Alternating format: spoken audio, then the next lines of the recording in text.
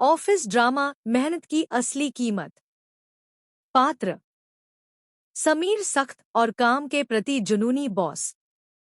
नेहा मेहनती लेकिन काम के बोझ से दबी हुई कर्मचारी। दृश्य: ऑफिस का केबिन।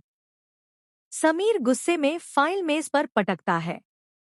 नेहा उसके सामने खड़ी है।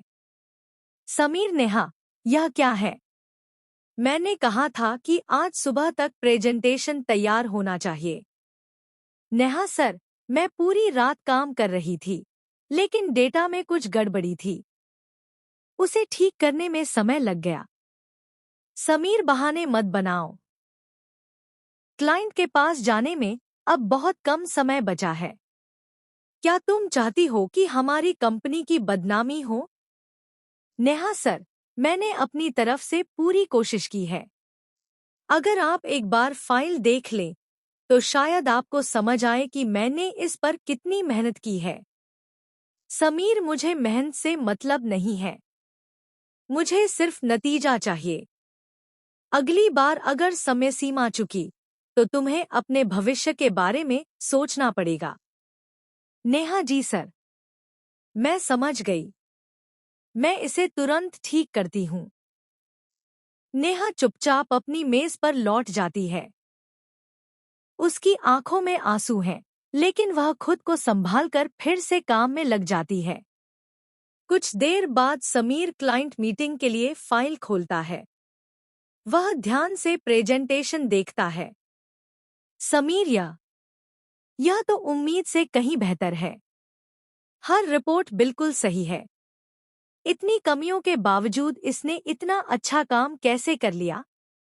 उसी समय एक सहकर्मी केबिन में आता है। सहकर्मी: सर, आपको शायद पता नहीं है, नेहा पिछले कई दिनों से लगातार देर रात तक ऑफिस में रुक रही थी। कल रात भी वह सबसे आखिर में गई थी। डेटा की समस्या उसकी वजह से नहीं थी। सर्वर में तकनीकी खराबी थी। समीर: क्या?